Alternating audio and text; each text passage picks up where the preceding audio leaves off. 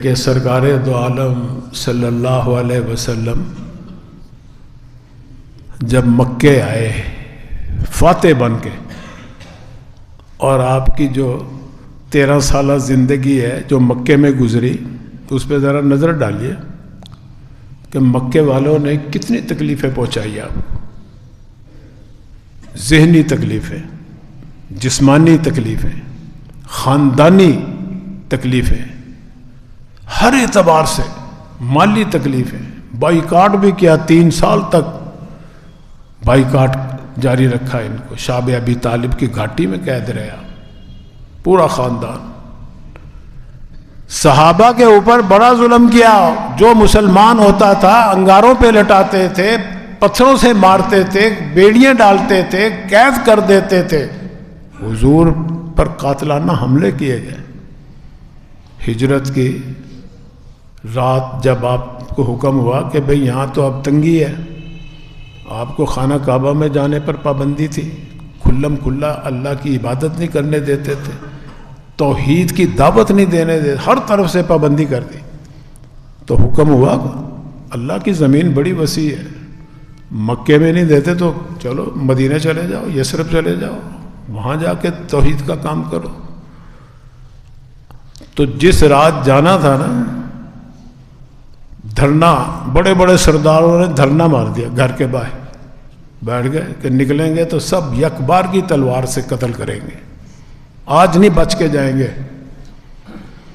لیکن بھی جس کو اللہ رکھے اس کو کون چکھے۔ اللہ تعالیٰ نے ایسا معجزہ عطا فرمایا کہ وہ آنکھیں ہی ملتے رہ گئے، آپ تشریف لے گئے۔ بہرحال 13 سال میں بڑی تکلیفیں برداشت کی، بہت دفعہ قتل کرنے کے منصوبے بنائے، دیوار گرانے کی منصوبے بنائے، گلے میں پٹکا ڈال کے گھسیٹا، اوجڑیاں ڈالی گئی، کانٹے بچھائے گئے، تعفن کے اور گندگی کے ڈھیر آپ کے دروازے پہ لگائے گئے، ہر طرح کی۔ لیکن جب آپ آئے واپس فاتح بن کے، 10,000 کا لشکر لے کے مکے پر جب حملہ کرنے آئے، تو مکے کے اندر جب داخل ہوئے تو انہوں نے تو ہتھیار ڈال دیے۔ مکے والے کہنے لگے بھی ہمارے سے تو مقابلہ نہیں ہوتا۔ تو سرکار دو عالم صلی اللہ علیہ وسلم نے اعلان کر دیا عام معافی کا، جبکہ بعض صحابہ کے زبان سے یہ جملے نکلے الیوم یوم الملحمہ، کہ لو بھئی آج بدلہ لیں گے ہم ان سے، بڑی تکلیفیں برداشت کی ہم نے، آج ان کی بوٹی بوٹی کریں گے، قیمہ بنائیں گے، آج ہم ان کا انتقام لیں گے ان سے اپنی تکلیفوں کا۔ اور بھئی جب سرکار دو عالم صلی اللہ علیہ وسلم کو پتہ چلا کہ اچھا یہ کہہ رہے ہیں کہ آج ہم بدلہ لیں گے، آپ نے فرمایا الیوم یوم المرحمہ، ملحمہ نہیں ہے بدلہ لینے کا، آج تو رحم و کرم کرنے کا دن ہے۔ مجھے اللہ نے عذاب دینے کے لیے، سزائیں دینے کے لیے نہیں بھیجا، مجھے تو رحمت بنا کر بھیجا ہے۔ آج جتنے مکے والے افراد ہیں، لا تثریب علیکم الیوم، کسی سے کوئی پوچھ گچھ نہیں ہوگی، جو اپنے گھر چلا جائے گا، دروازہ بند کر لے گا، اس پہ کوئی حملہ نہیں ہوگا۔ جو ابو سفیان کے گھر چلا جائے گا اسے بھی پناہ دے دوں گا، جو حرم میں چلا جائے گا اسے بھی پناہ مل جائے گی، ہاں جو ہتھیار اٹھا کے ہمارے سامنے آئے گا اس سے مقابلہ کریں گے، باقی سب کو ہم نے معاف کر دیا۔ لا تثریب علیکم، قرآن کی آیت ہے یہ،